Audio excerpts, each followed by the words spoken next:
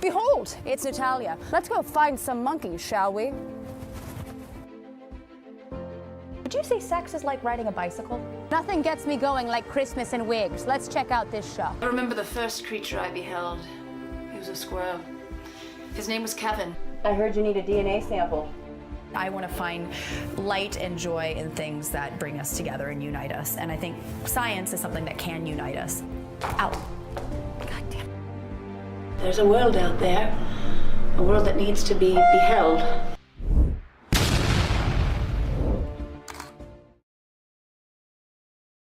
Oh my goodness. Behold, and welcome back to another episode of Survival of the Filthiest. I'm your host, Natalia Reagan.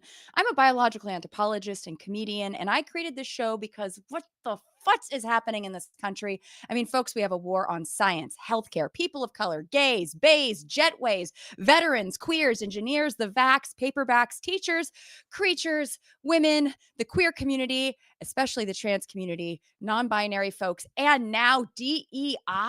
Oh my goodness. So what better way, in my opinion, to resist than talk to scientists, comedians, educators, and people who are creating some really good trouble to move this country forward rather than 5,876 steps back.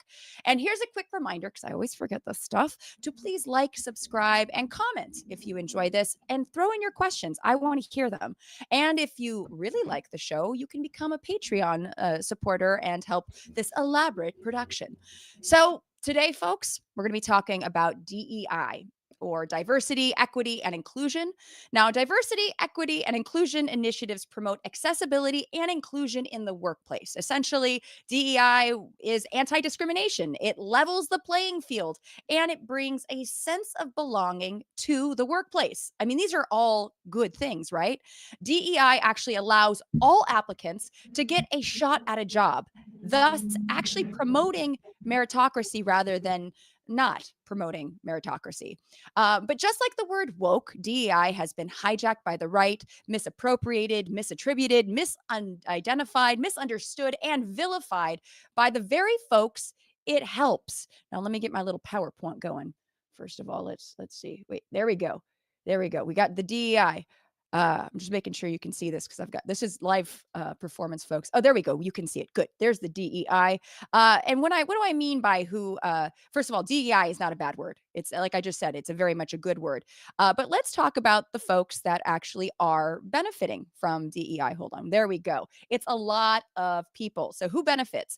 Well, women, veterans, disabled veterans, old folks, young folks, queer folks, Latinos, Black folks, the indigenous, the mentally and physically disabled, neurospicy folks, depressed and anxious people, Middle Easterners, Christians, Jews, Muslims, atheists, the unhoused, and chronically ill. And this is not everyone. So many people benefit from DEI. And according to a McKinsey study, hold on one second, white women hold nearly 19% of all C-suite positions, while racial and ethnic minority women hold only 4%. So overall, white women have benefited disproportionately from corporate DEI efforts, right? Oh my God. And we'll get to how many people voted for Trump in the last election that were white women. Whew, it makes you mad. But so, as Trump's press secretary, Caroline Leavitt, continues to decry DEI and blame it for anything that goes wrong, she's doing so from a position she would not hold if it wasn't for the fact there is DEI. She is, in fact, a DEI hire. Oh, God, doesn't it make you just want to scream?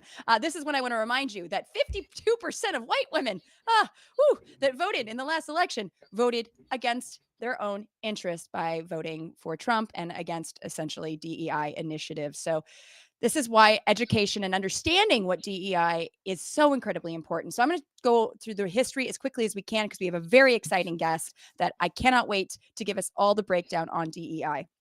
Okay, so the DEI initiatives really find their roots. The Constitution says that everyone's created equal. Well, they didn't really cover everyone because women and people of color were not included. But then you get the civil rights movement, and that was signed into law in 1964. This act prohibited discrimination based on race, color, religion, sex, or national origin, laying the foundation for equal opportunities in employment. So this is kind of the beginning of DEI way back when. And then we have, going forward, we got the Fair Housing Act of 1968. Maybe it doesn't deal with employment, but it does still deal with equality and making sure that people have housing. Because let me tell you, it's really hard to hold down a job if you don't have a house.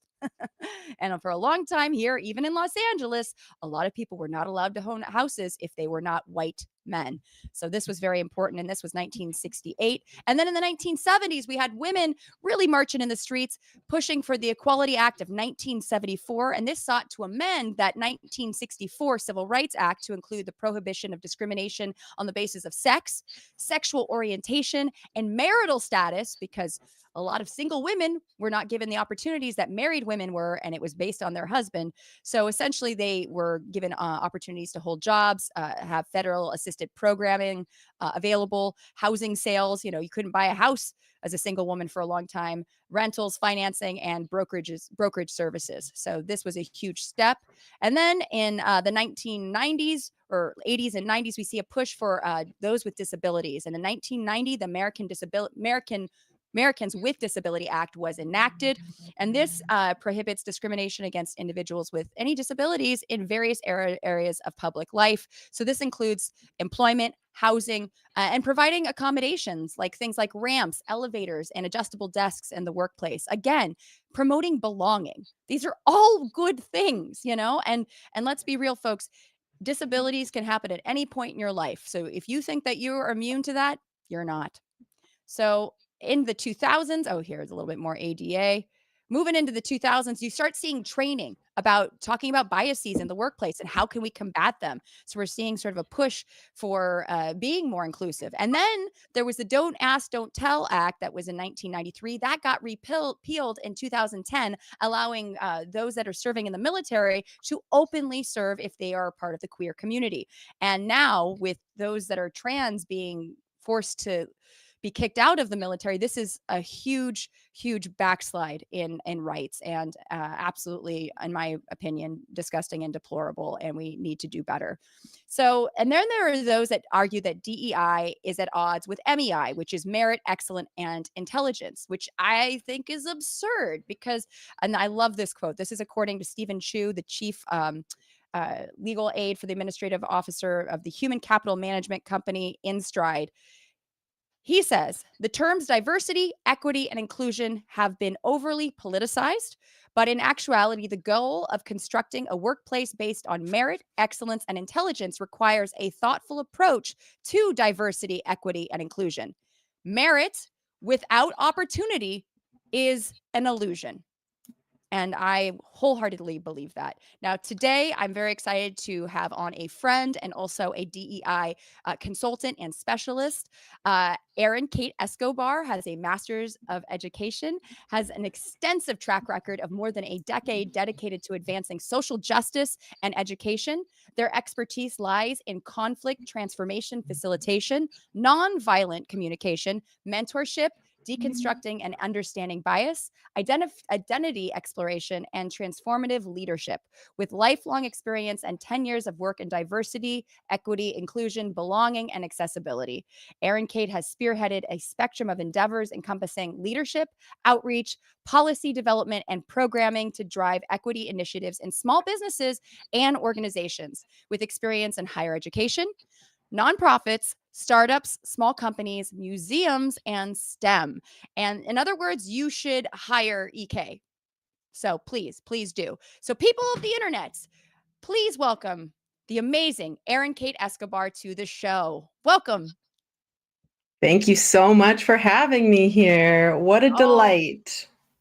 You are amazing. And I cannot wait to hear about all the work that you do to push this country forward. So we're friends outside of this world. And when I found out that you did this, I was just so excited. But I got to ask, tell me about your story. How did you find yourself working in the DEI space? Yeah, it's a really great question because there's no one pathway to get here. Every person you talk to in DEI, it was a different story. For me, it's been a journey. I always wanted to make positive change in this world, and I've tried to figure out how. And growing up, I thought maybe that's to be a politician, and I studied politics, and I went to DC, and I worked for Gavin Newsom when he was when he was mayor of San Francisco, and I was Oh, like, wow. politics is where it's at. This is how we make change. Look at all those laws you just listed, like those get made by legislation. And after 4 years of study and experience, I was like, they are not ready for queer people of color there. Wow, this is a very uncomfortable experience. Oh, man. um, so then I was like, I'll pick something easier. I think like conflict transformation could be good. I'm Jewish. This conflict, what we used to call conflict of the Palestinian Israeli conflict, we really need to solve this. So I was like, I'm going to learn Arabic. I'm going to move to the Middle East, and I'm going to be a part of solving the Palestinian Israeli now genocide happening. Um, and I did that after college. I moved there, and clearly I haven't solved the conflict. Clearly it has Yet, escalated. the day is young. Yeah, We need you exactly. there on the ground.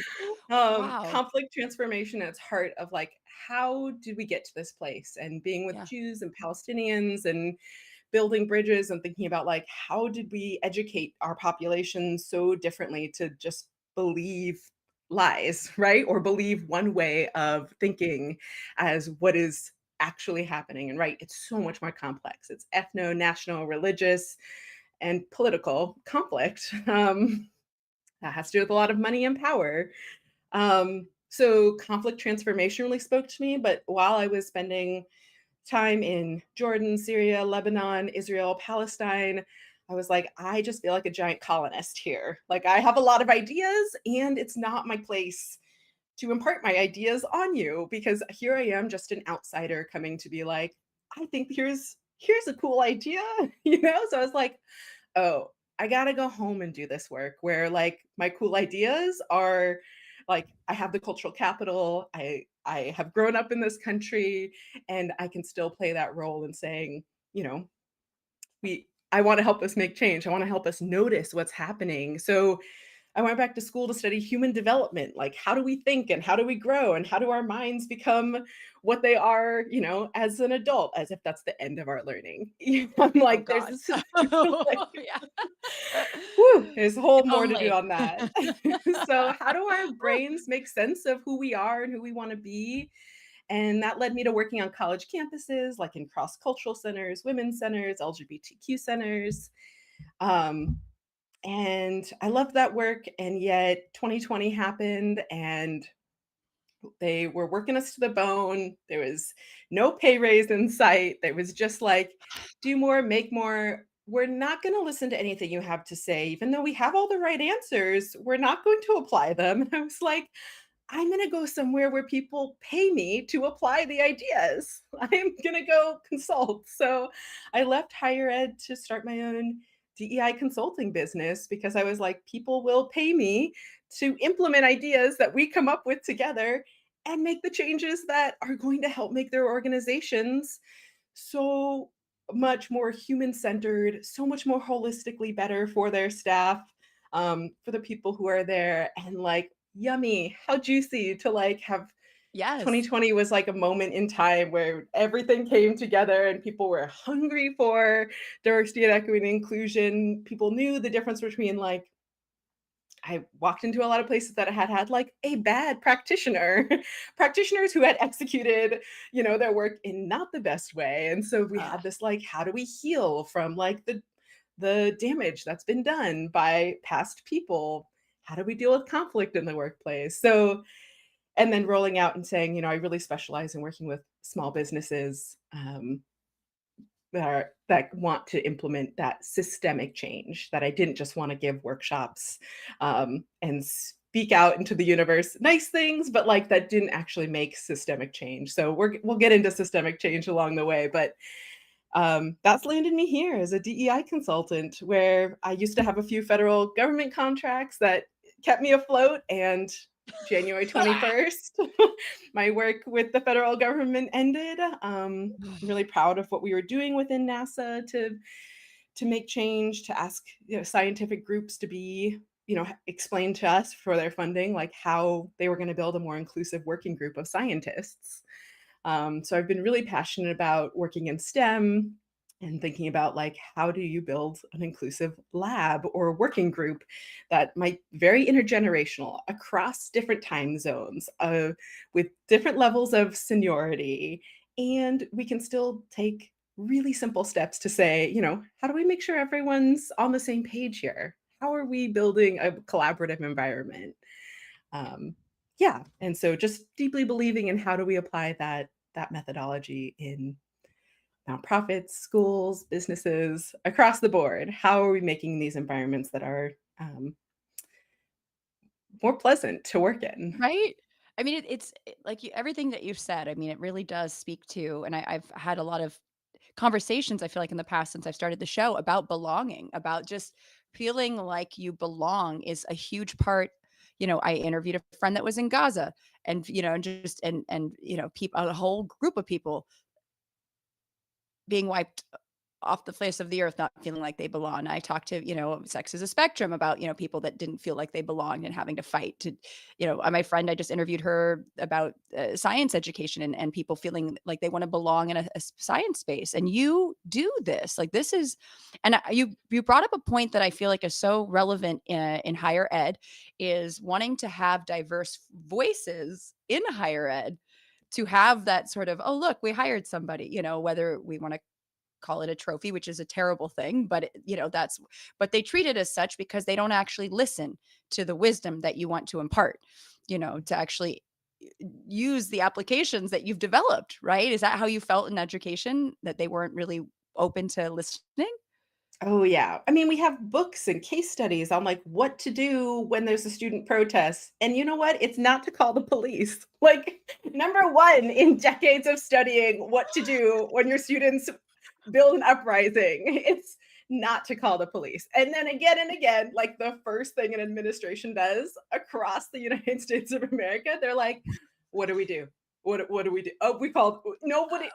Everyone's telling us not to call the police, but it's just so easy. There's just 3 buttons. What? Yeah, We have I mean, all the do you think knowledge it's to know yeah. what to do in this scenario, to listen, to create groups, to build understanding, to help the administration understand what the students are saying, to help students understand, where the administration might be up against a rock and a hard place. And instead we're like, nope, obliterate and ruin everything. Don't Yeah, might as well create just a call ICE, beautiful, yeah, don't create a right? I'm beautiful like, learning environment, like ruin people's lives. wow, gosh. I mean, so and that is a great scenario. What would you advise if, say, there was a student uprising? What would EK say to do in that situation? Yeah, I mean, first things first, how do we help people get to a place where they even can listen? Because usually when people are upset and angry, they are upregulated, they want to be heard. How are we creating a space for that to be heard? Where are the campus presidents and trustees and boards who are like, we're here. You can yell it to us, but we'll hear it better if you're not yelling at us, but here, we'll listen to you yell at us. And like, how could we just listen and allow space for people to feel heard? And then what do we do with that knowledge? Like if people were actually listening to each other, there could be room to say, wow, this is complicated. And I mean, there's some real pieces in there around like how a university works. It is education, but there's a business aspect to it. So like, how are we challenging this model that we're in where like our university has to have enough money to pay for this campus and every person who works on it, and provide you with an education that is, as high as we can get, and like what does divestment look like, and how there are universities who are finding ways to like build that bridge of like, here's what we can't divest from, right? We are hearing what it is, Yeah. and there's work that could be done, but instead it becomes like, this bullfight, or this like we're going head to head, and there's a zero sum game of just like destroy students' lives, call the cops, get them arrested, uh, get people taken away and to totally dehumanize anyone working at a university and put the administration right at odds with students, which doesn't have to be. So I would work for like listening groups and sessions and making sure people feel heard and then coming up with those lists of like what does it look what are the demands, what do people Right. want, where can we build a bridge to reach some of those or think about how we're going to make a long-term plan because none of this DEI work happens overnight to say, here's how we're working towards these things. And over the next 1, 3, 5, 10 years, how students will experience this differently. That is, I mean, I don't understand why the first plan of attack is literally bringing in law enforcement to talk to your students that are paying you money to attend there, you know? So when the work that you were doing, I mean, you moved on from higher ed and went into, working for different government agencies, including NASA, which is incredibly impressive. Can I please just like, give you your flowers for that? Because that's amazing, right? And what kind of work were you trying to do with NASA? Because as somebody who works I work in biological anthropology, a little bit different, but I do know that astrophysics has issues too with misogyny and folks of different persuasions not giving the same fair shake in the field. So what kind of work were you doing there? Yeah. So I specifically, as you said, worked with an astrophysics department within NASA to roll out a pilot program for an inclusion plan. And that was essentially like your science HR plan. Like, how do you make sure everyone in your group is equipped with the knowledge they need to be successful? Because I don't know if people know, but behind the scenes, science is messy and human, even though it's very like we're facts based and Yeah. there's only we're coming up with the way things are done. And we're like, whoa, whoa, whoa. You have 10 people sharing knowledge and like across 8 time zones and 20 different people who contribute knowledge to this. So it's a big, beautiful web of humans working together to come up with manufacturing knowledge, right? And the way we do things. So it was asking people to submit a plan that said, how do we take care of the team who's working on this scientific project to send this out into a space or to work on, studying this particular aspect. And it wasn't, it was like non-evaluative in their quest for money. So at this point, it was Mhm. really just a pilot to say, help people learn. Like, what is it what are 5 simple steps you could do to create greater inclusion in your working group? As the PI, like, how do you incorporate feedback? Is there a place that people could give feedback? Do you have an example of a time someone's given you feedback and that's made a change for your group? Awesome. You're already doing it. You're like, in Yeah. some ways, it was helping people like put language and words to what strong leaders already like having one-on-ones, making room for dissent. There's, more than one right way of doing something, mentoring, making sure people have somebody they can go to outside of just the most powerful person in the group to get answers, or to complain or to face a challenge, and then figuring out like, where do we go from there? It's as a boss, you have to deal with conflict. So, like, what are your conflict management skills in your group? How do you deal with that instead of just pretending like conflict doesn't happen? Not here. It Right. Don't happens. call the cops. Don't do that. Definitely don't call the cops. Yeah. Yeah. So, helping roll out an initiative, we were 3.5 years into rolling out these inclusion plans. So, educating scientists both how to write them, educating.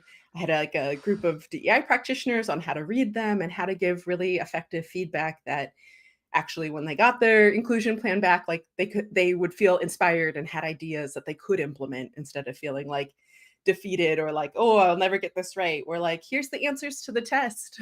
Like, show us how you might implement them, right? Yeah. We're not trying to quiz you on this. These are like pick one of the 10 things we've maybe recommended or said could work and like see how it goes. And it might not go great. Cool. Pick a different one and try that one. They're not everyone's style. And I think that's a really powerful thing about this work is there's no like, here's, there's a great way to do something, but if it's not your style, like you got to figure out Yeah. your style for your group that you're managing. It's not one size fits all. It's very much a sort of a catered to well curated process. Now, you said you were 3.5 years into a project with NASA. And then I'm assuming on January 21st, that went away. How many years was it left in the project, or was it sort of an open-ended affair?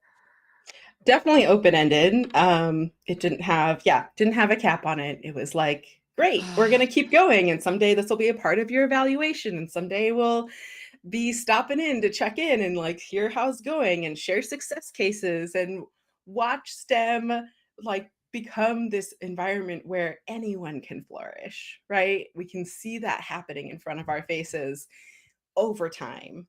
Um, yeah, and there's no timeline on how long that takes to happen.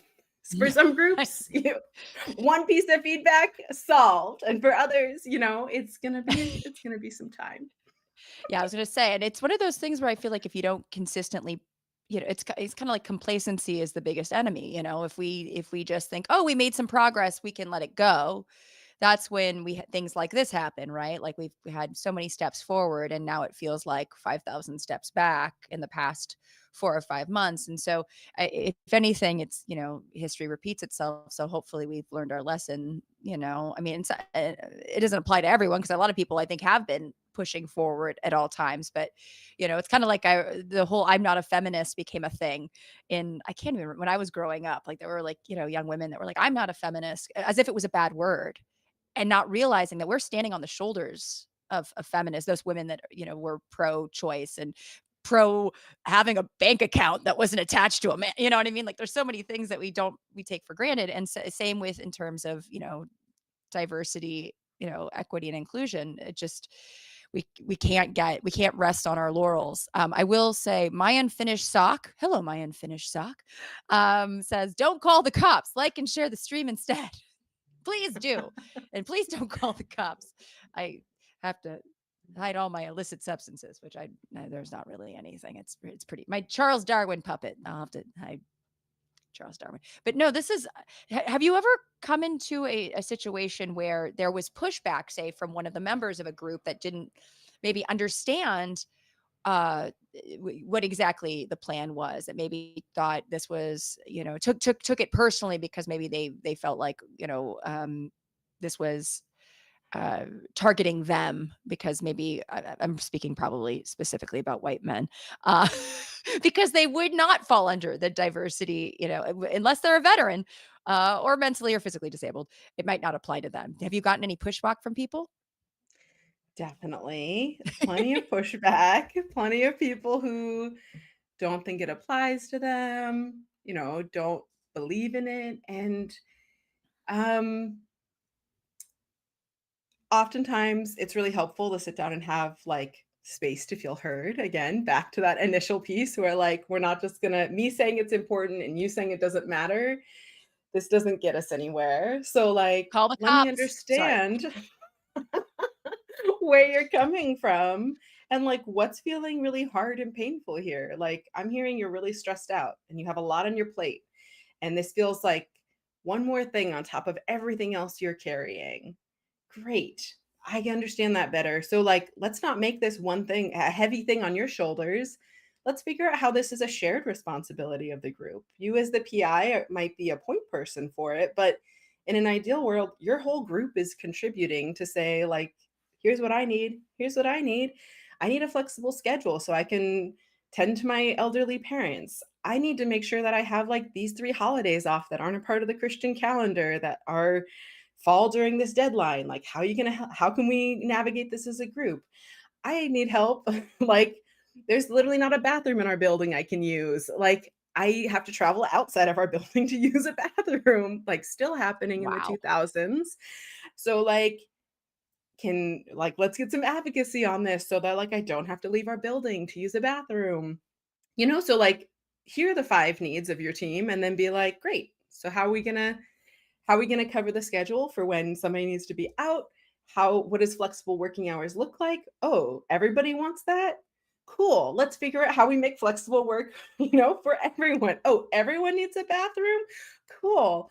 There's this idea in disability justice work called the curb cut effect, right? So we made curb cuts because of thank goodness for the American Disabilities Act. And we said these are for people navigating the world in wheels. and Mhm. they actually help everyone. So while they were made for, right, like maybe a small percentage of people who navigate the world by wheelchair, anyone who's riding a scooter or a bike or a kid or is temporarily disabled or can't make a step, elderly, young, like everyone benefits from a curb cut, even though it was just created for a small number of people. So the curb cut effect in this world is really like we make a change that helps one group of people, but it actually makes life better for everyone. And that same thing when like we know people want a flexible work schedule. And yeah, it really does help parents and people who are caregivers. But like it makes work so much better for everyone when you're like, oh, I can determine when the start and the end of my day is and like balance my work level, what needs to get done. And yes, there's going to be challenges that come with that, but there's an even bigger challenge that you come with if you're forced to say like, there's no flexibility here. So only people who Yeah. can work 60 hours a week during these hours of the day can be hired for this project. So No, I think that's so I didn't know that the curb cut was yeah, I mean, that makes sense that it benefited so many people that probably wouldn't it wasn't so much of a problem worth speaking up, right? But it's like because it's helping this one tiny percent. I mean, this is a ridiculous example, but no, it's not. It's very important. A couple years ago, a team actually it was a gender affirming care surgeon that finally counted all the nerve fibers on the female clitoris, and they did it this is hilarious because to build a better penis because they were actually doing, gender affirming care. So this is an example of how trans healthcare, actually benefits the whole population because we all should know this. We should know about our anatomy, right? And it's something that, again, I use that example because I really think that diverse voices in science are such a only makes the science better. It's more inclusive. They're going to ask questions that you never got in the past because it didn't really apply to those people maybe asking those questions.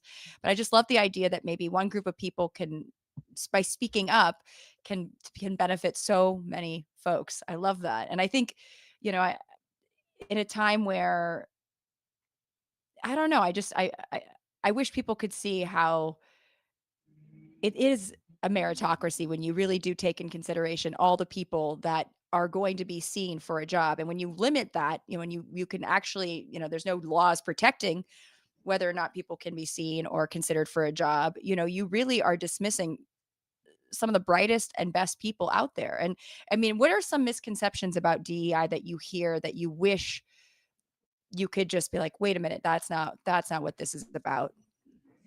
yeah, I think people get really caught up in DEI just being about like politically correct language or just being a language thing. Like if I'm never going to learn all the right words to say, so I give up. Like I'm never going to Yeah. get it right. That LGBTQIAP plus like just keeps changing. I'm going to learn it and then it's going to change. And like, I'll never know all the right things to say. I'm always going to mess up. So like people think it's just like a static thing. Like if I just learn the words or if I go to one workshop or like anything in our society, people want like some magical one-time pill that solves the challenge that they're facing. And it's so much more than that. It's like a way of a way of being, it's a way of being curious. It's cultivating a space where you even have the capacity to be curious. Because if you can't find food and you don't have housing, Mm. it's hard to be curious about how somebody else is feeling, right? It's a way of being of like, how do we build empathy between not knowing what somebody else is carrying, right? So we're all walking in with like a backpack loaded down with our experiences, our life, our identity, and it's all invisible. Sometimes we can see it and we make judgments about it, but most of the time we don't know everything that someone's carrying back there.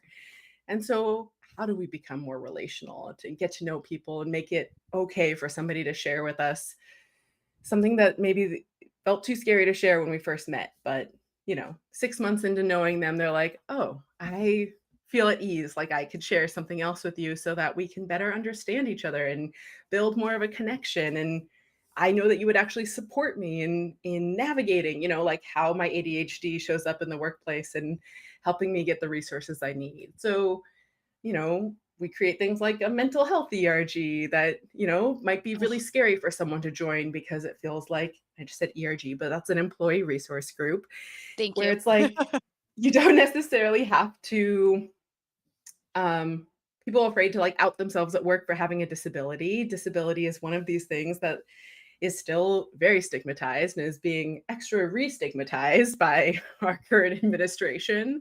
Woo. Instead Yeah. of acknowledging like most of us have a disability of some kind. Like if you really dig into it, you're right. Like many of us are navigating the world with some form of disability, and whether or not you have the resources to be at ease while navigating the world with that disability speaks to a lot of different parts of our world in which you have access to, and privilege and power and oppression. Um, but this misconception of maybe like stereotypes that exist, right? Where it's like, here's what Yeah. we think about that, and there's only one way to think about it, and just allowing space for things to be so much more complicated than our kind of go-to black and white thinking, which can also be just like trauma brain of like scary things are happening. So I need to make sense of this and it needs to be as easy as possible. So this is bad and this is good. And I have to pick one really fast. um, so yeah, how do we just slow down and like be humans who could interact and care about each other? Like we're not living in late stage capitalism and everything's on fire. Oh my God, I want to be in your brain right now. I also want I think we all need an EK therapist because you have such an excellent way of talking. No, seriously. I mean, I've talked about this a lot in recent months actually about radical empathy, and you practice this.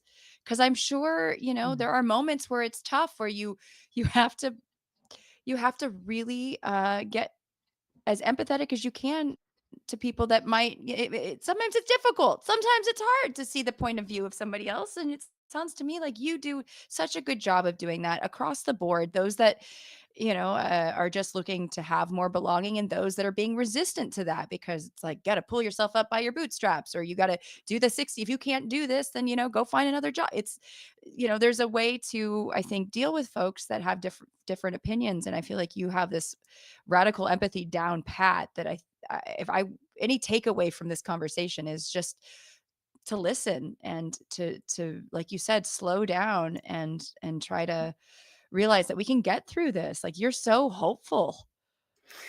I love no, I'm kind of blown away. But we also, before this show started, we were just talking about what you kind of touched on just now was compartmentalizing and putting things in boxes. And when things are scary to us, we try to see things for very clear cut ways of being when there are shades of gray, right? Like things are not so easily broken down into, this is black or white, right or wrong. There's a lot of different, varying shades of gray. And so how would you explain that to somebody that say, only maybe sees it one way or another? Do you have a kind of a go-to, not a speech, but maybe an example or metaphor? For someone who's kind of like trapped in their own thought process, like black and white thinking, like I was just Yeah, they saying. might be their own worst enemy. And if you don't, that's okay. I feel like you've got it no matter what. I mean, ah, sometimes the best case scenario is actually to leave that person alone in that moment. Because if they're really Yeah. in a place of like, I can only see this as this or this, and you've said aloud, like, I think it's more complex. Like, are you willing to be open to a different perspective that I share? And they're like, no. I'm like, don't waste your time. Like they're not in a place where they can hear that yet. And I I don't think that's where you're going to get the best Yeah. bang for your buck to go in our capitalist world, like you're going to keep hitting against that wall. So like over time building a relationship with somebody like that, or let's say you just are like related to them, for Yeah. example, right? So Oh, yeah. like Funny how that works. it's not quite a choice, but you're finding out I really like to find out like what's important to people. What are their deepest held values? And this is a way that I'm working with kind of a revamp of diversity, equity, inclusion is like, what are your company's values and what are like the lived actions that your company takes to make those values a reality for your staff as much as you're making it for your clients? So Mm, let's say this is an uncle who, has this deeply held value of like how important um family is. Family, so like let's explore that value and the importance yeah. of that and like see if we can massage it to help them understand how like, well, if you really value family and above everything else, and one of your family members is also gay, like how do you hold that of like that's maybe something you don't feel is, maybe it's a religious reason that you feel like that can't be held. So how can you hold both like this is a family member who's we love and we're related to as a part of our blood, and you're challenged by one aspect of their identity and who they are, but how do we massage this value of like tell me what goes into loving family or believing so much in this, you know this, so that we can start to apply it other places. And I think we can do this with DEI. We don't need any of those words to accomplish what we're going after. Like everyone needs a bathroom. Great. Like that is not a given. That's not given. Like people would come to my office and say, like, I feel like I'm advocating and asking for something that's really basic. And it feels like, why do I have to ask for this? And I'm like, we didn't give farm workers bathrooms. That was something they literally had to like refuse to pick fruit and say, we're not going to do our jobs till you give us a bathroom. Like, we are working on a scale of like needing to ask for every possible thing that is a basic human Woo. need. Because Yeah. our workplace is set up off of the same system that we actually set up for slavery, we are fighting at every single corner and turn for our basic human needs to be met. Because left without people speaking up for what it is that they need, we would still be in a system where nobody's needs are met and we work people until they die, which we still do, arguably, in this country. Yep. And yet they might still be making a wage. So, like, there's, for anyone who's like, oh, should I bring this up? Is this something that other people need? Am I just like way too, am I, do I need too much? Like, no, it's probably a basic human need that is not being met in your workplace that we need to update. And with the right conversations and building of relationships, like, and maybe an outside consultant who comes in to repeat the exact same thing that you've been said, because often I come in and I say, let's look at your surveys that your staff have told you everything you need to know. Cool. Let's make a plan based off of what your staff have told you that you need to know, and some best practices here to say, this is what we're going to do to implement the changes that your staff have been asking for. Most of the time they have the answers. And if they've never asked the staff for that input, believe me, when an outside person comes in to ask for their input, they are happy to share it with you. And then I can start collecting the data that we need to say, okay, here's where we're going. The roadmap's pretty clear on the 10 directions, like, the forks in the road we need to build and the signage we need to make and the ways that we're going to start making sure that everyone's needs are met and not just the predominant or, dominant group of people whose needs have already been met. God, you brought up such an amazing and devastating, but also spot on assessment of the fact that our workplace has been sort of built on this idea of slavery, and that we're just kind of going from there. We're moving up from there, which is just like, and not much, like you just said, to fight for bathrooms is insane. It's like, how inhumane is that, right? So I'm curious. Obviously, slavery was found in throughout the world, but I wonder if there's any countries that, say, the US or maybe you look to as being on the forefront of being, good about inclusion. Obviously, the US is a bit of a melting pot, but there are other places in Europe that I don't know. I just feel like Scandinavia's got to have something on us, or maybe not. I don't know. Yes, there are. I mean, this is such an interesting question here because first, like, America's flavor of diversity, equity, inclusion is very American flavored. So part of it's How so? I want to this yeah, I can imagine. like the constructs we're talking about, we created. So like our social categories that we're working off of are specific to the conditions of our country, right? Having imported slave labor, having created trade agreements that were really damaging, that forced immigration, from South, Central and South America to come to our country. Um, the ways that like our LGBTQ community has come into being. A lot of these, I mean, while many of the LGBTQ people exist everywhere by many different names, like our American flavor is like, we've got a pepperoni pizza, and the Netherlands has, like fresh baked bread with homemade butter, as their flavor of DEI. Like in some ways, ours is so specific That to sounds our delicious. culture of um, these racial, ethnic, religious groups, gender groups, because of because our country was founded on people getting away from one religious way of being, but then also implementing a very religious way of being, right? Very puritanical way of being here to try to distance themselves from another and create ideally a more pluralistic society, but like, under one God, like it's There's a lot complicated. to unpack there. Yeah.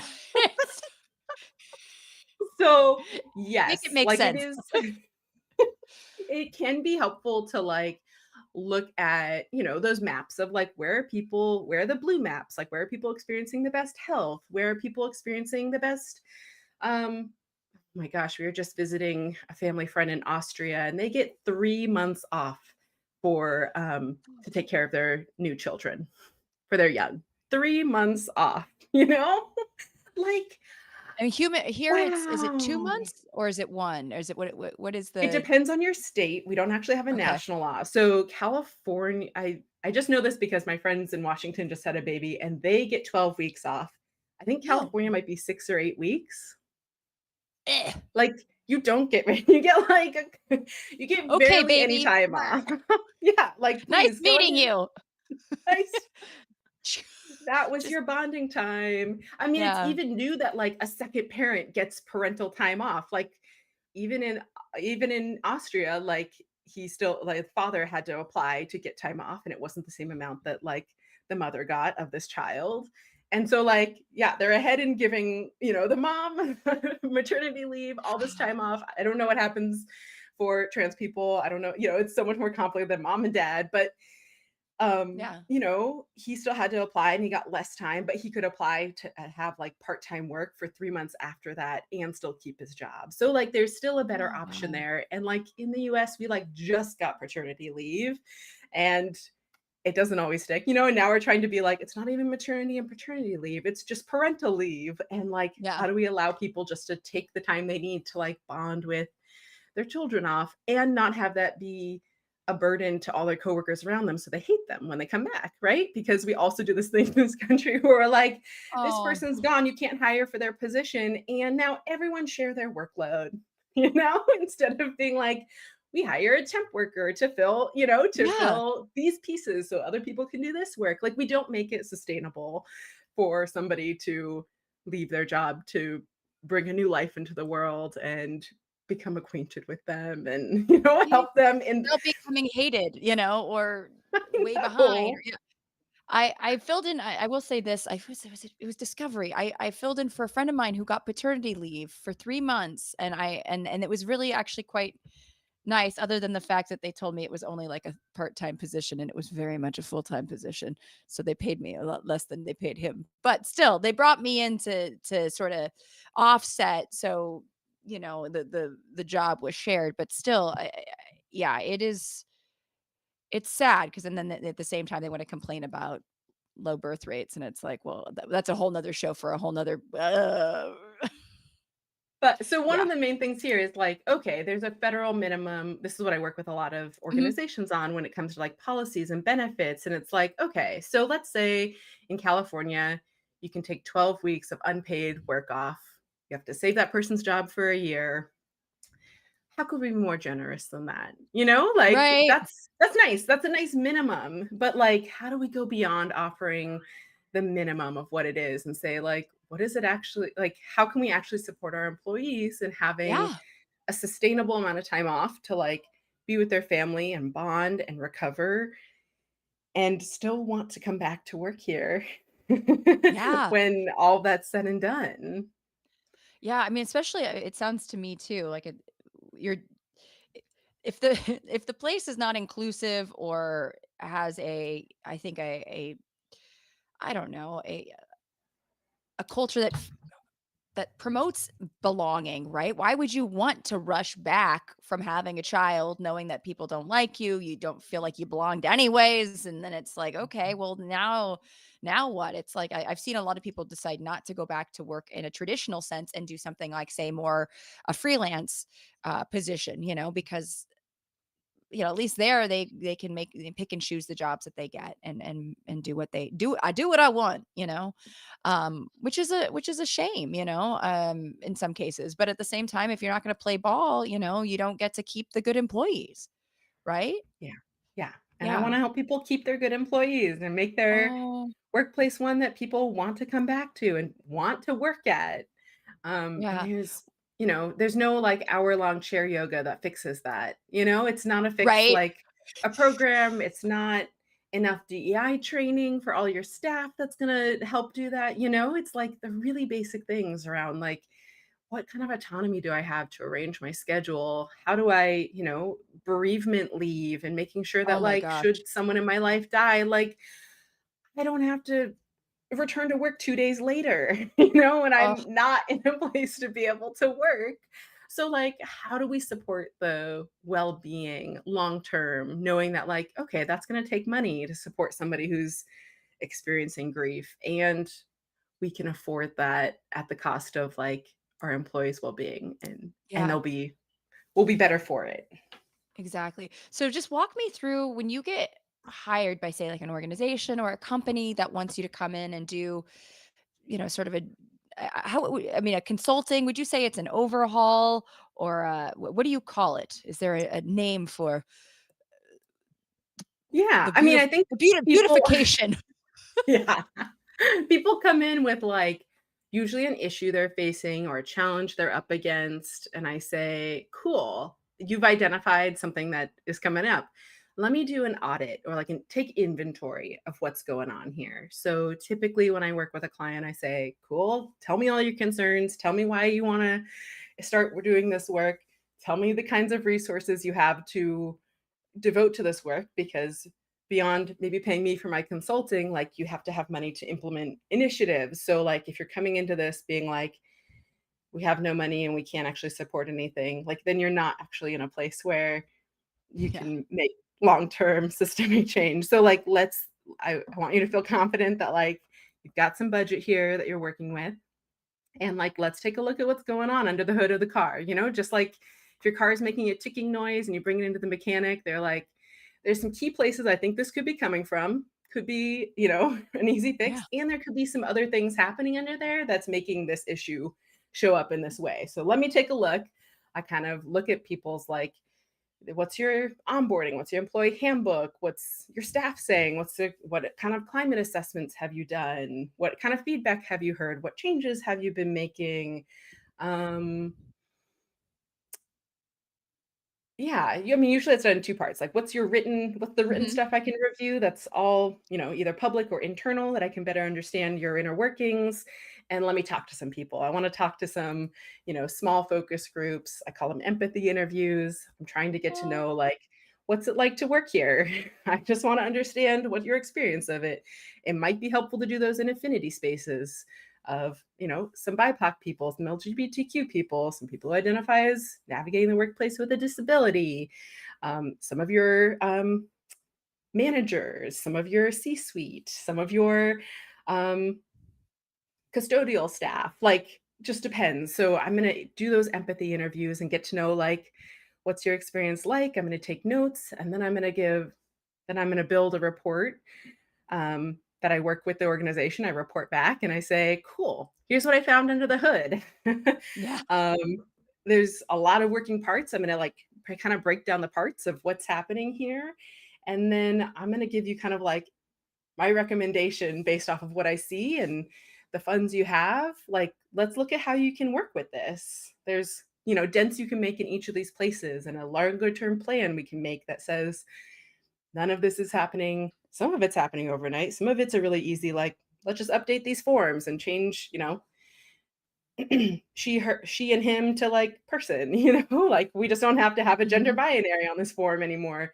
And some of them are a lot more complicated and ongoing. And we want to like educate staff on why it's important that we're making this change. So we need to put in some workshops to help people understand if you're going to help new patients fill out forms and your staff don't understand what the form is asking for, then you're going to run into more issues. But if your staff understand the complexity of what your patients are being asked for, then they can explain if anyone has questions as they're filling out a form on how what steps they'll take. So what kind of education do staff need to implement the changes?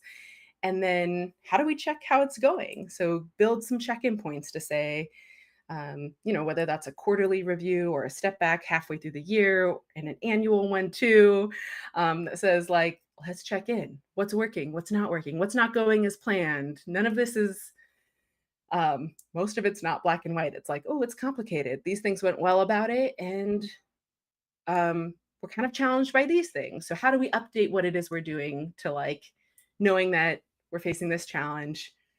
How do we move forward with that? So then it's a part of like, how do we park all these cars in the Yeah. lot?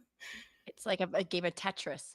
Um, Exactly. so, I mean, the goal is to just, I mean, I guess it varies because certain companies probably have certain things under the hood. But would you say that a lot of the goal is just a happier workforce or a more efficient? Is that, I mean, I guess that varies. I think usually the goal is something like we want to retain our employees. We want better retention because we don't Yeah. because it's expensive to constantly turn over and get new employees all the time. So we're Yeah. working on retention, or we, keep trying to hire for we keep trying to hire for this and we keep hiring the same type of person over and over and over again. How do we get like a more diverse applicant pool? Because um, like word of mouth of one group of people is resulting in the same group of people applying for this job. So how do we diversify who would even want to be in this job? People are Yeah. coming with, sometimes it is like,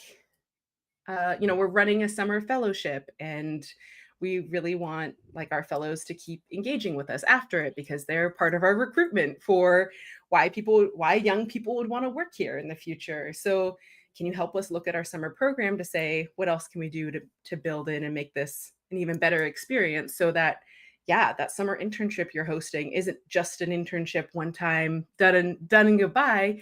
This is now you're building the spokespeople of the younger generation who are saying, oh yeah, like, come, you're going to want to work in this museum because look at all the cool things that I was able to accomplish while here and all the ways they were really thoughtful about my like housing and accommodations and my free time and making sure that like we had a connection and a cohort as a group and worked through conflict as it came up. Which, your summer program or your internship program can be the reason why people come work with you, and it can be the reason why people choose to run away and tell all of their friends to not Yes. come work with you. Word of mouth is, it's powerful, right? That's The reputation. yeah. I mean, and I have folks, I know people actually, a friend of mine, I don't know if Michael is watching. Hello, Michael. Michael's one of, well, he's a friend, but he's also one of my Patreon patrons. But he works in HR and he's worked for a lot of big companies. And I'm hoping to have him on sometime. But he's told me some of the practices that, make you not want to workplaces, and that's really unfortunate that people don't listen to their employees because it's not an issue of them not speaking up. Uh, what is the most common, I guess, complaint or concern you get from employees that you talk to at small businesses? Hmm.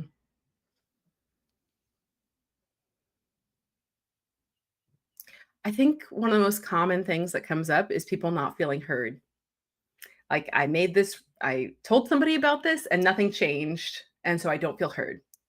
Like not great communication or feedback methods. Like, if you're an organization that's going to ask for feedback, you have to be ready to implement it. I'm going to say that again, because if you're going to ask for feedback and you're just doing it for like to save it in a file and put it together for like a rainy day 10 years from now, don't do it. Don't ask for anyone's feedback if you don't want to do anything about it. Because the most common thing is people not feeling heard. Like, "Ooh, this is an issue. I brought it up and it's been swept under the rug, ignored. I keep getting put off. I just kind of like get pushed on to the next person."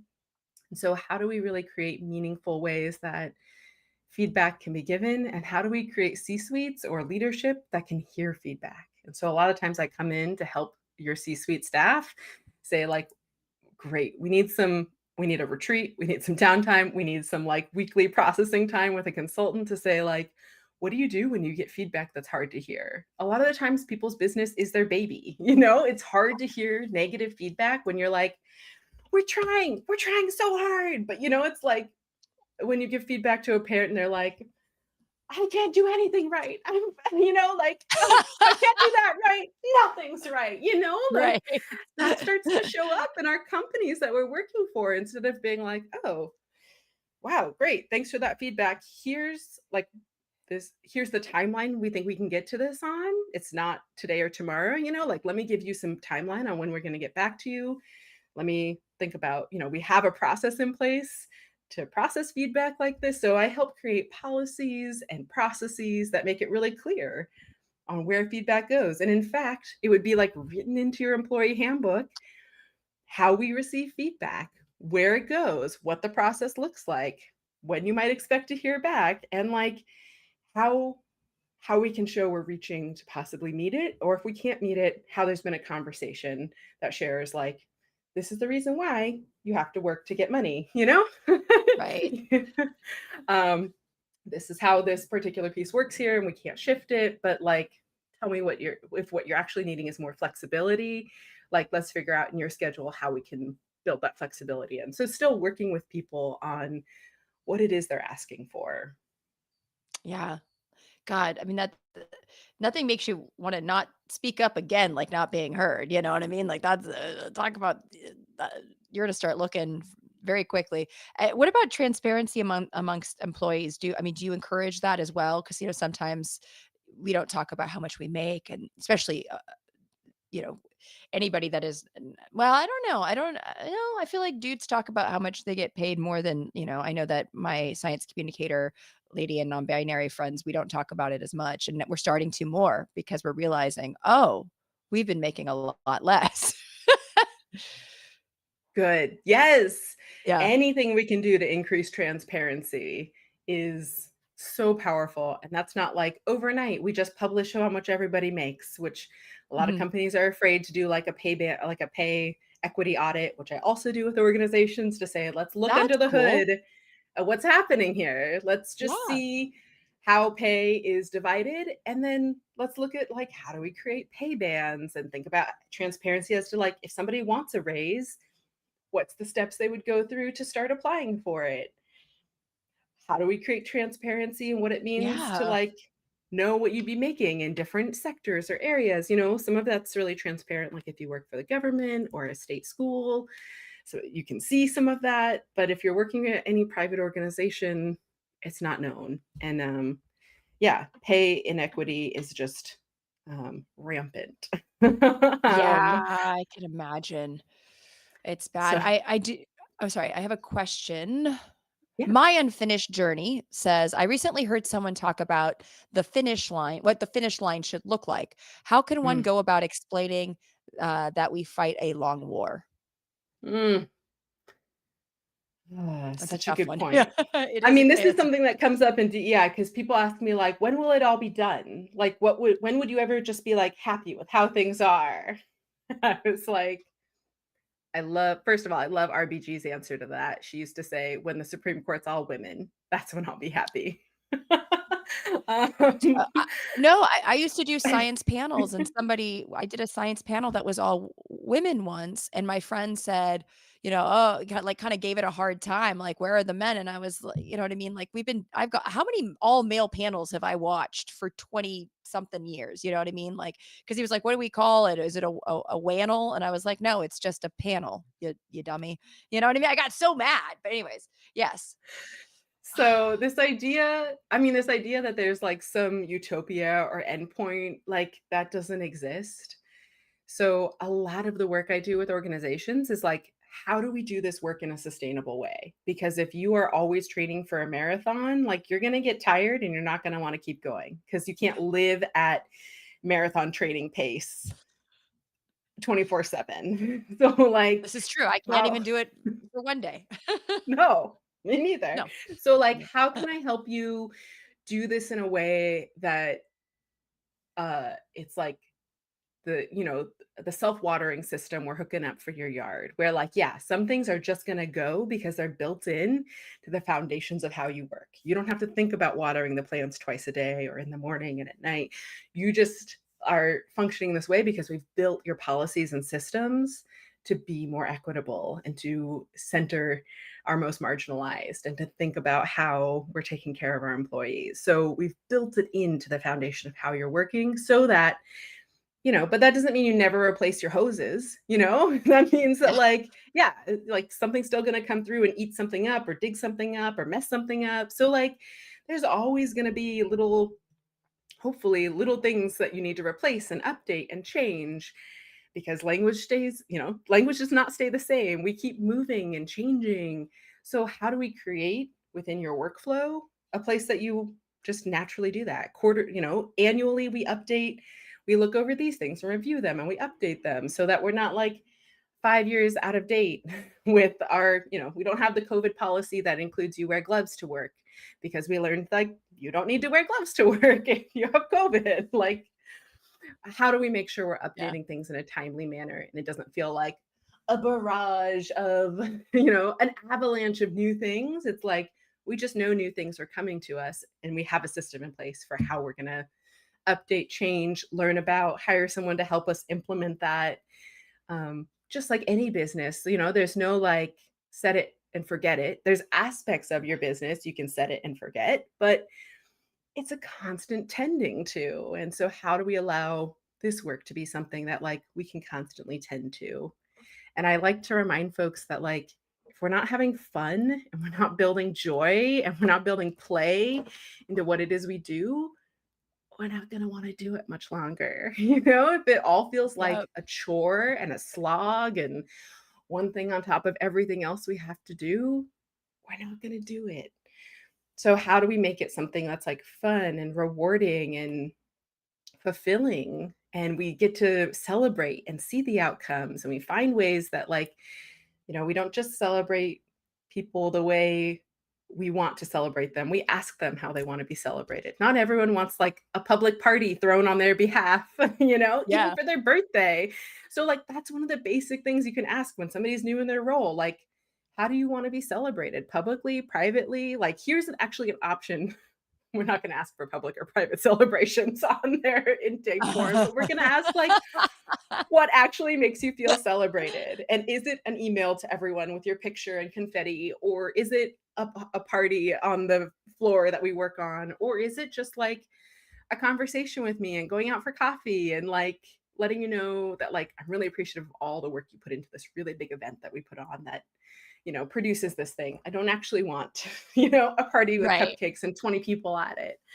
So again, like how do we make it fun, build celebration into it, build joy into it? And ideally you're doing that for all of your projects that you're working on. And that's why people are motivated to like do their jobs because they get to see the outcome that your clients are facing of like when they finally get access to what it is they need and you're getting to celebrate, the great things that your company accomplished over the course of a year. And so, yeah, there's just how do we keep generating momentum for Yeah. this to not stall out and for it to be slow going or fast. Sometimes it's slow, sometimes it's fast, sometimes we're on a downhill and we're like, wind in our hair, music up, things are going so well, coasting. Another time, when you can be coasting and you can hit a really big rock, and, Yeah. and it can throw you off. And now we're not back at square one. So even with what we're doing right now, like, yeah, we're getting really thrown off. We're up against a boulder, and like there are broken arms and legs involved in what's happening right now. But it doesn't mean we haven't done everything we've already done. So there's so much that we're building off of. There's so much wisdom, there's so much work, there's so much precedent, um, Yeah. that I really feel like we don't have to be like, all of that was for nothing. It's like all of this has raised the awareness of so many people. Thank goodness we're learning. Like there are so many Jews advocating for Palestinian well-being and to end this genocide. And like, thank goodness, Yeah. because we need more and more voices who are willing to stand up and say, this is wrong and we need to take care of human beings, right? And I Absolutely. I'm hopeful that like amidst this time when we're realizing like the doesn't have our back. I mean, did the government Whew. ever really have our back? But some might argue there were ways that we've been able to advocate for the government to have our back, to have that self-watering sprinkler system. And now we're like, okay, they dug up all the pipes and they're cutting off the water.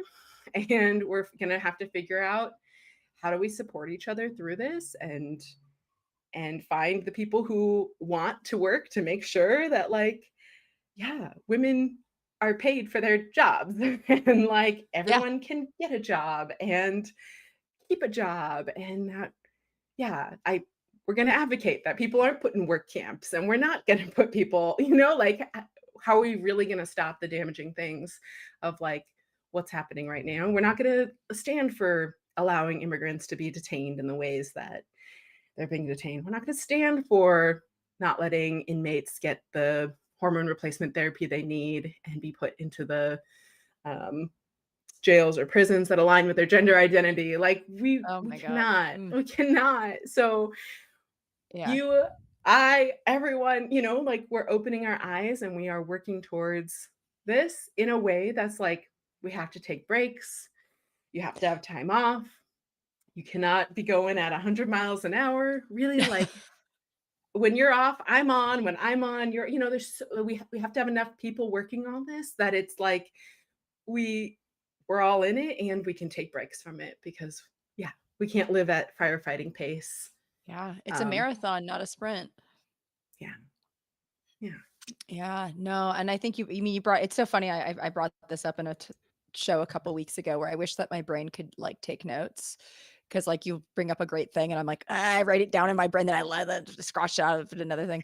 You said so many amazing things in what you just that wonderful monologue because I was like, "Oh my god, there's so much gold in there," especially just this idea of even taking what you know and bringing that to activism, and organization in terms of getting people out in the streets and I do feel like and I have had conversations about this too about like what's going on in the administration and is very it's a great tactic, if you cut people off at the knees, if they're undereducated, underfed, underworked, underemployed, insured, all the things, if they're sick, they can't resist, they can't fight, unless they have nothing to lose and they're unhoused. And it's, and even then it's like, you're just fighting to just survive. And so it is a time in which we have to take care of each other and check in on each other.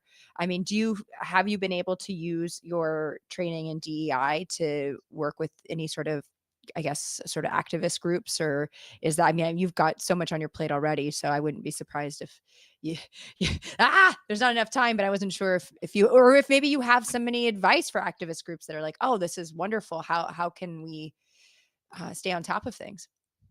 yeah. I mean, the activists. Okay, couple answers to that.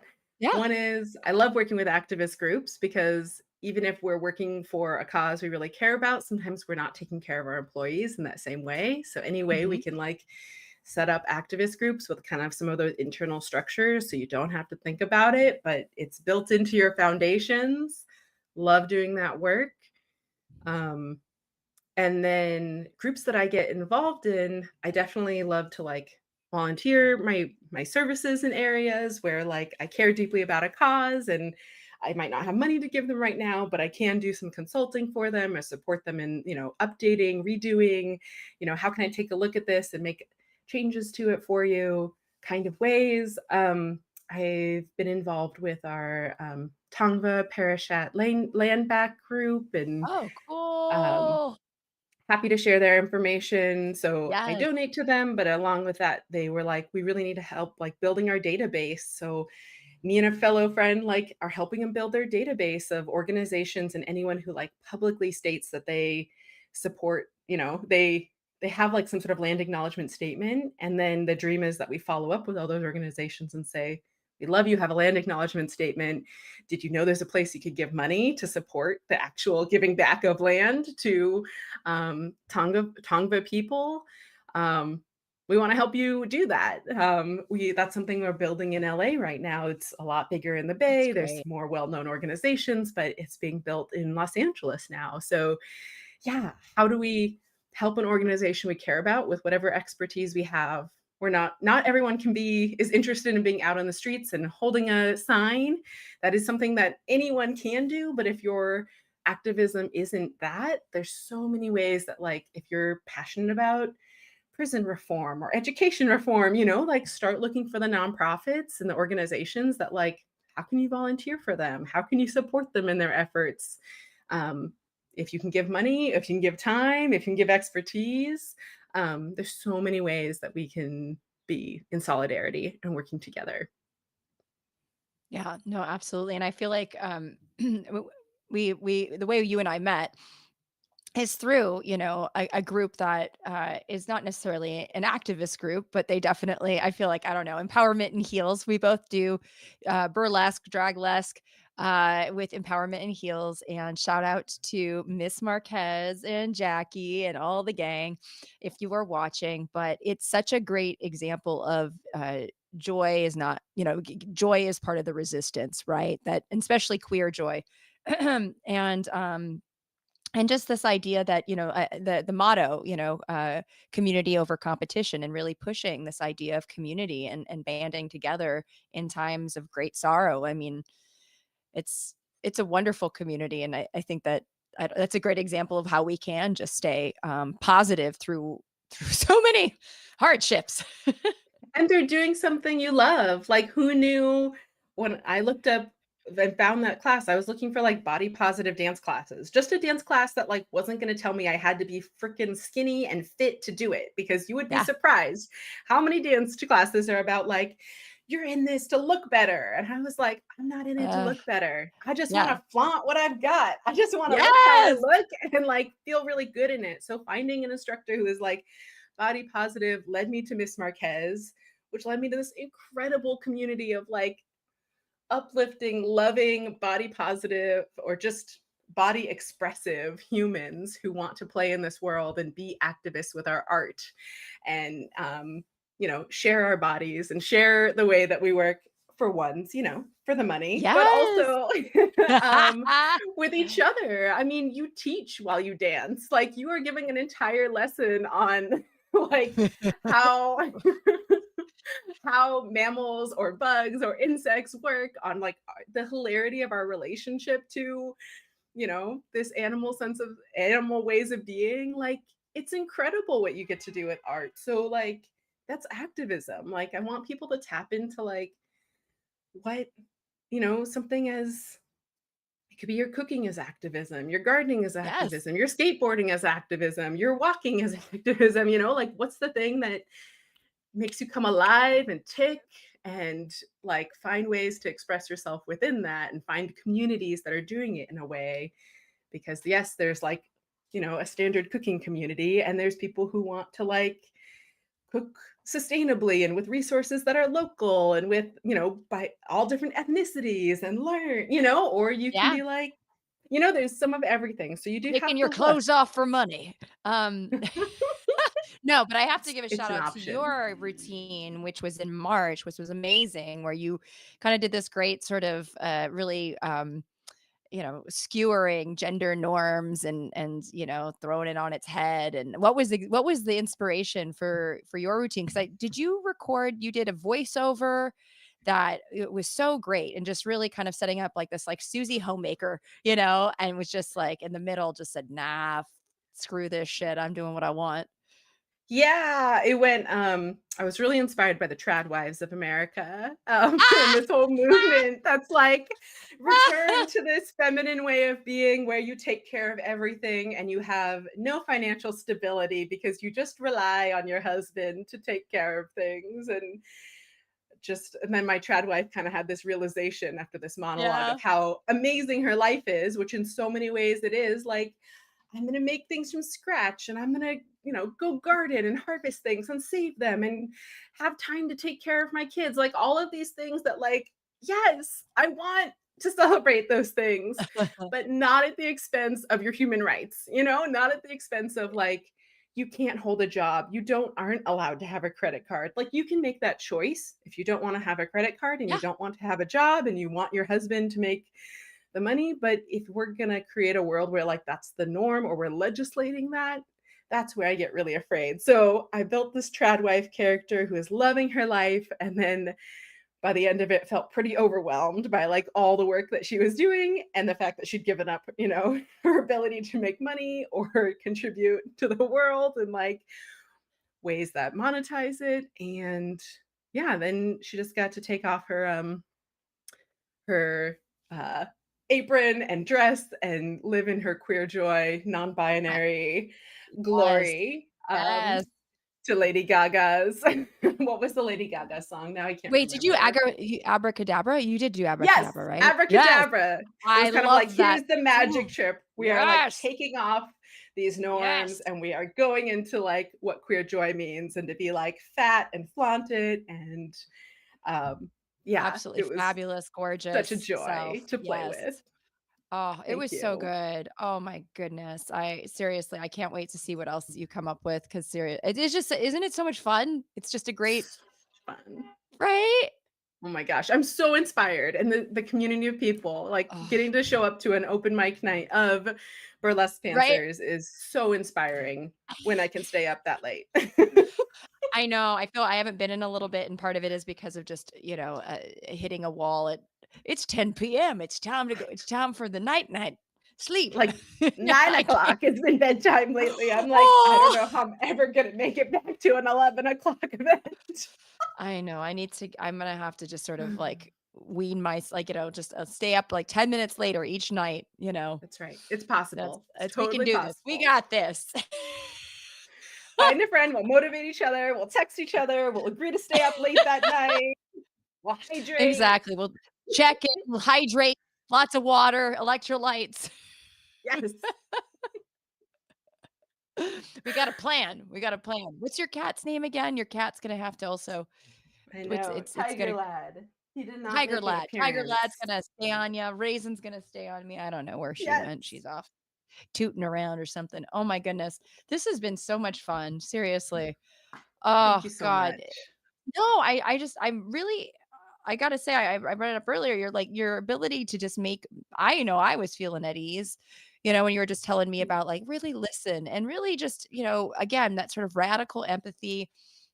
But like you did bring up a good point, at a certain point, if somebody is not willing to listen to you, listen to them, it's like, walk away, and I feel like we do that a lot too with it comes to online stuff, I'm happy to engage with somebody if I feel like they're listening. And I actually have had, there was a video that went up recently about the Smithsonian and getting, trying to basically whitewash the history of, the African American Museum. And it was pretty terrible, but it was one of the things they said was just, "Oh yeah, go up against this idea that race is biological." We scientists know that race is not. There's no biological basis to racial classifications, and that was said in the video. And somebody was like, "Wait a minute, what do you mean? there's no biology to race, and I explained in my biological anthropology way that, that you cannot draw a line between the groups commonly referred to as races. It's, you can find morphological similarities, but it's much more complicated. And there's very little genetic diversity within our own species compared to, say, something like chimpanzees. And instead of fighting with me, instead of calling me an idiot or insulting the way I look, which is usually what happens online, um, they said, "Wow, I learned something. Thank you." And I all about died. I was like, "What?" I was, when you like go to look at a comment and what they replied, and I'm ready. I'm like ready to fight. I'm like got my gloves on and I'm ready to go. And they just said, "Thank you." And then a few other people had follow-up questions, and then they said, "Thank you." And I was like, "What is happening?" And that's what gives me hope. But when somebody is just trolling you, to just walk away. And hold on one second. We've got, okay. So My Unfinished Journey says, "Hail Natalia and Erin-Kate, and hail the long fight for justice." Oh, okay. And Greg M. Oh, it's Greg. It's MC Greggy, I believe. Is this MC Greggy? I hope. Come out June 5th. It's Twyla's birthday that week. Oh, wait, no, that's Peter. Wait, no. Greg said that. Sorry. This is old Natalia figuring out who's writing what, because at a certain point I realize I'm older and it's all confusing, this technology. But yes, yeah, Twyla is having a birthday, I believe at Shoo Shoo Baby. I believe on June 5th. This is for folks in Los Angeles. Go support my friend Twyla Noir at Shoo Shoo Baby on June 5th. Also, Miss Marquez, I believe, is dancing. It's going to be a wild, good time. And I hope to be back. I'm going out of town the week preceding that. But anyways, I do want to ask you a couple of last questions, and then I'm going to let you go be a brilliant, fabulous human for the rest of your day, because that's what you are, EK. I'm so happy we're having this conversation. I just think you're awesome. One thing, and I feel like the right has done this, and maybe, I don't know if you have an opinion on this, like, taking words like woke or DEI or even BLM or all lives matter, like just hijacking these terms and phrases and giving them a whole new definition. Is there any, and like, that's what you said, the verbiage is going to keep changing because we got to keep escaping this weird hijacking process. Is there another word or term or phrase that you're seeing maybe wading into that territory where they're like starting to use something else that you use in a way that's like, "No, God, that's not what we mean"? Um, I worry about the fact that what do we like truth, or like there's not real facts, or like like Facts is a fake good one. news. Like Yes. we're taking away like really common words we use, and like there's no, I don't like truth social media. Isn't that what Trump's calling his social media? Like, I'm so scared for the 1984 effect of like Yeah. something means the exact opposite of what that something used to mean and says. But it takes a little bit time for everyone to catch up with that. And so the like, any word that we take that we're just like flipping it on its head to mean the exact opposite. It's I scary. Yeah. Yeah, I like want to create space to like grieve the change. Like I'm like, we need a little like word cemetery. Like I'm like Yeah. I want to be like a little Dia de los Muertos about it, like honor what they brought to us and like Yeah. allow them to lay at rest and say like, that's okay. There's other ways to say that, like, even, you know, woke, like there's different ways to say like we're alive to what's happening right now. We are awakening to what's happening in this moment. And so we're going to treat it differently than how we always have. Yeah. And I think there'll be new catchphrases thanks to social media, thanks to hashtags, thanks to like new technology, Ugh. thanks to, I bet ChatGPT would come up with some good new phrases. If they try to make fetch a thing, I'm gonna laugh. If they really try to, they just mean girls the ChatGPT crap out of brings us. fetch Yeah. back. Oh, Yes. dear Lord. Oh, that would be good. I don't ChatGPT I'm like the old person that's like terrified of the ChatGPT. I've used it a little bit, mostly for fun, but I'm like, I don't know. And then I know I have a lot of friends. I was a professor. I taught biological anthropology, and a lot of my professor friends have to stay on it to make sure that they're not using it to, right answers. Although I was one of those professors that I had open book, open notes, open internet tests. Because I was Right. like, look, I don't know the cranial capacity of Paranthropus boisei off the top of my head. I have to look it up every time because my brain, I gotta, I know a lot about it off the top of my head, but that's one thing I don't. So, but the cool thing is, well, not cool. They would still fail sometimes. So, but because you have to, because the cool thing is if you show up in class, you know what to look for, right? You know what to put in the computer. So it bummed me out because like some of my students did great, but some of them would like not know because they didn't come to the class and they wouldn't know how to like properly, or they'd get fooled by the not trick, but like the somewhat trick. Anyways, point being, So, like, you had to show up and learn something to answer this question. You're not just gonna yeah. know it off the top of your head. Which, No, like, can I just no. say that's, like, a really inclusive way to, like, build a classroom where you're like, you have access to all the knowledge at your fingertips. Yeah.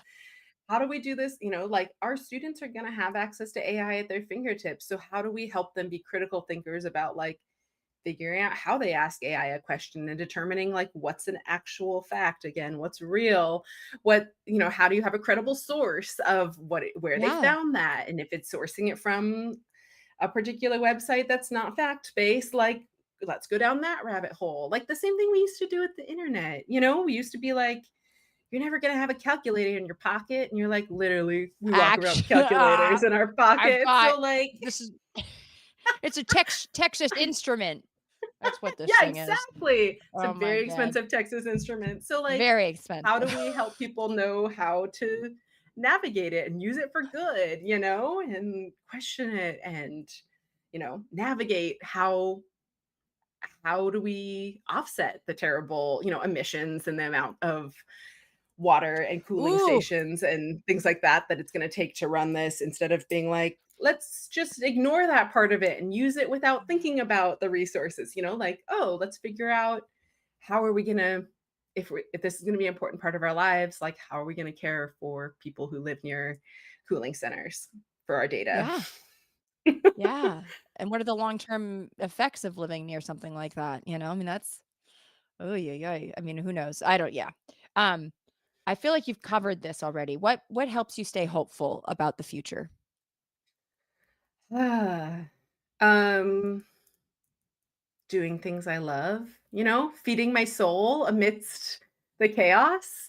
That's the most important part. Dancing, being out in nature, painting. I'm learning how to sew. Oh, My favorite part about like being a consultant is getting to make my own schedule. So like, yeah, I really like enjoying those things. Even trying to enjoy them as a consultant who's like, struggling and needs work, in a world where like a yeah. lot of people are not hiring for this.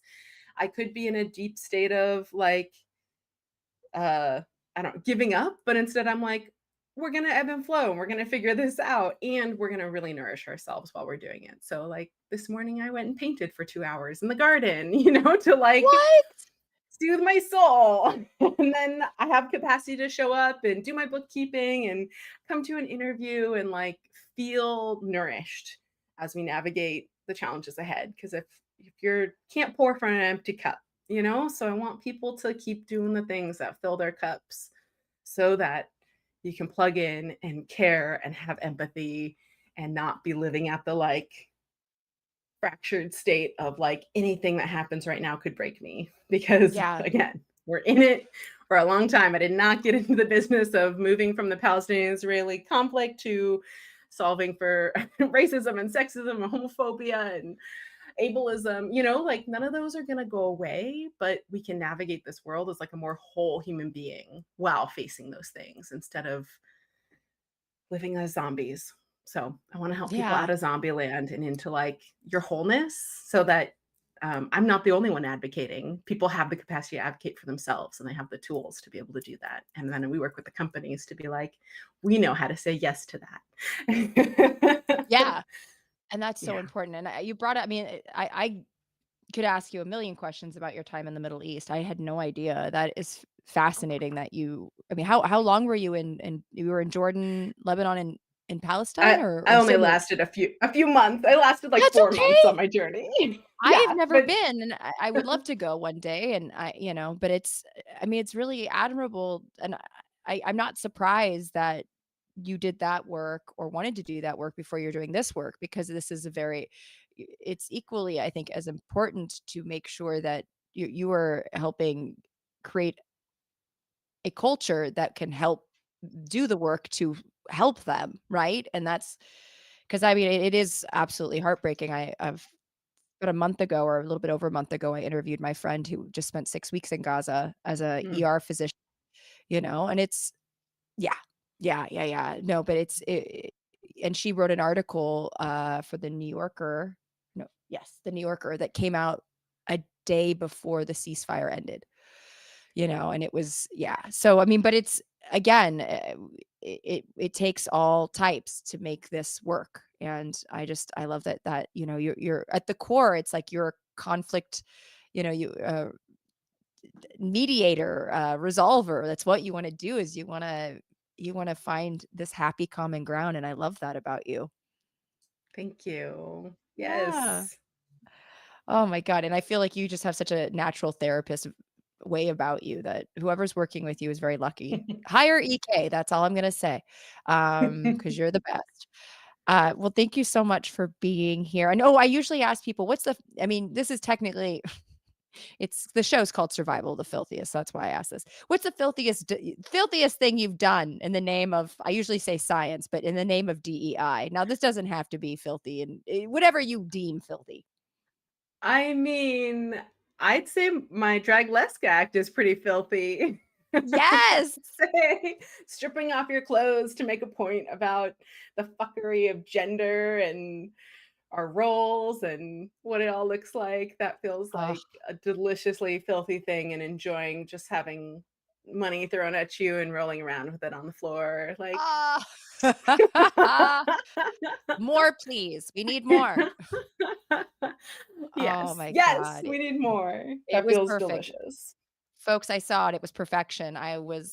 Yeah, you killed, slayed, left everybody just, yeah, mesmerized. So, and Thank learning you. something too. See, this is the thing. You're an Well, inspiration. You're an inspiration. ah, I'm so glad to be in your presence and so honored that oh, our backstage, like changing tights and putting pasties on, resulted yes. in being like, what do you do? What do you do? What if we could hang out here?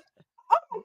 Okay, I'm gonna pull this pasty off and put this Yeah, bra exactly. on Are my and pasties, are they level? What's going on? Yeah, no, and then yeah, come on my show, talk about DEI. I would love that. Wait, hold on. Can you help me with this garter belt? Because I don't know how to put this damn thing on. No, it's literally this, folks. This is how the magic happens, right here.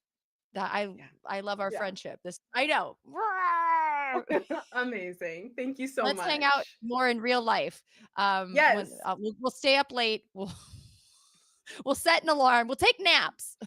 Aspirational goals. I love it. I'm all for it. I And the incremental changes and shifts. We got this. We We got this. got this. We can mess with our circadian rhythm. My Anytime. goodness. Well, Talk thank about a you. filthy thing to do, messing with your circadian rhythm. Yeah. Well, I'm here to help. And, between Tiger Lad and Raisin, I think they also can help us mess with our Yeah, circadian rhythms to the cows come home, or the clothes come off. Whatever happens first. Well, I from the want to beach. thank you, Erin-Kate Escobar, aka EK, for all that you do to build Thank and you. promote an inclusive, healthy, safe, and efficient workspace for Thanks. everyone, because that's what we need. So thank you so much. Yeah. Mwah. Thanks for having me. Um, Thank you. And I want to thank my wonderful producer, Peter de Tucker, who is in the Netherlands. I lekker that. That's my one Dutch word.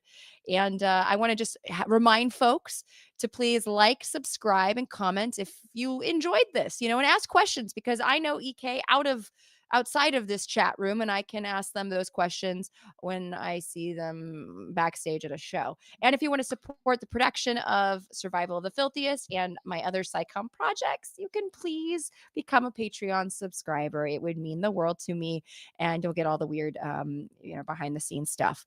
So, and I want to thank my Patreon patrons for doing the voodoo that you do so well. Okay, first up, we got Daniel Wynn, Claude Allen, Tom, simply Tom, Skullbeard, Tori Yates Orr, Redding Maley, Dana Logan, Michael Z. Weinstock, David Leitner, James Hudspeth, Anthony Zana, Tom Berman, Jen Beverstock, Scott Froschauer, JSB, Jeff Cohen, Andrea Bloom, Jonathan Marks, Kelly Frazier, and Michael Clanton. Thank you so much for doing all that you do and making this show possible. We're trying to turn it into a podcast and clip up the show, so there'll be more things for you to watch afterwards.